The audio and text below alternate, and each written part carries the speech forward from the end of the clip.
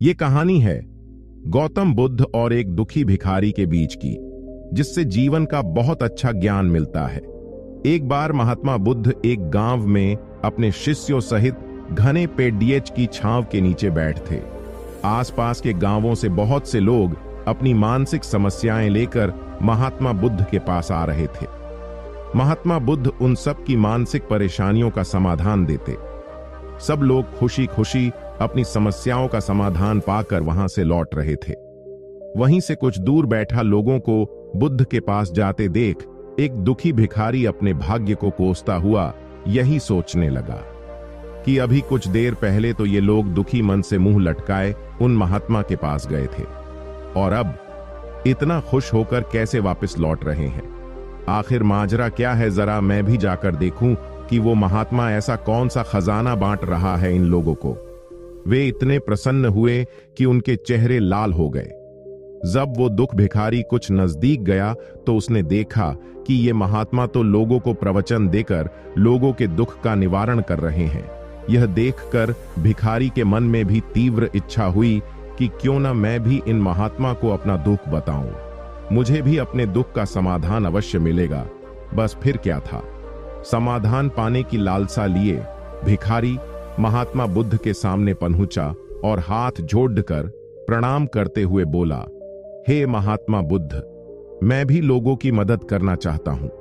मुझे लोगों की मदद करने की बहुत इच्छा है, लेकिन मैं कैसे मदद कर सकता हूं? मैं बहुत गरीब हूं। मेरे पास न तो पैसे हैं और न ही कोई ऐसी चीज जिससे मैं किसी की मदद कर सकूं। मैं कोशिश करने पर भी किसी की मदद नहीं कर सकता। मुझे भगवान ने इतना गरीब क्यों बनाया? हे महात्मा, मुझ पर कुछ कृपा करो। इतना बोलते हुए भिखारी रोने लगा। महात्मा बुद्ध बोले, आप बहुत अज्ञानी हैं, क्योंकि आप अभी तक इस भ्रम में जी रहे हो कि तुम्हारे पास कुछ नहीं, जबकि दूसरों को कुछ देने के लिए तुम्हारे पास बहुत कुछ है। तुम बिना धन और वस्तु के भी दूसरों की मदद कर सकते हो।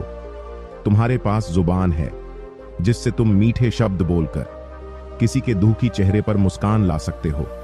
इन्हीं शब्दों की ताकत से तुम किसी के भी टूटते हौसलों को फिर से मजबूत कर सकते हो। इन शब्दों की शक्ति से आप किसी के भी मन में सकारात्मक विचारधारा के बीज बो सकते हैं और उसे गलत रास्ते पर जाने से रोक सकते हैं। तुम्हारे दो हाथों से किसी भी कमजोर या लाचार व्यक्ति की सहायता कर सकते हो। आपके दो आंखें किसी अंधे को रास्ता दिखा सकते हैं। तुम किसी के लिए दुआ कर सकते हो।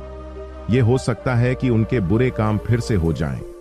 आप किसी के अच्छे स्वास्थ्य की कामना कर सकते हैं, लेकिन अज्ञानतावश तुम अब तक इस बात को समझ नहीं पाए और इस भ्रम में अब तक जीते रहे कि तुम्हारे पास मदद करने के लिए कुछ नहीं।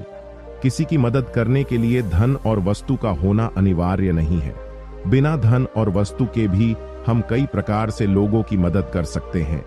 महात्मा बुद्ध के ज्ञान से भरे ये सुंदर शब्द सुनकर भिखारी के चेहरे पर मुस्कान आ गई और वह खुशी से झूमता हुआ वहां से चला गया।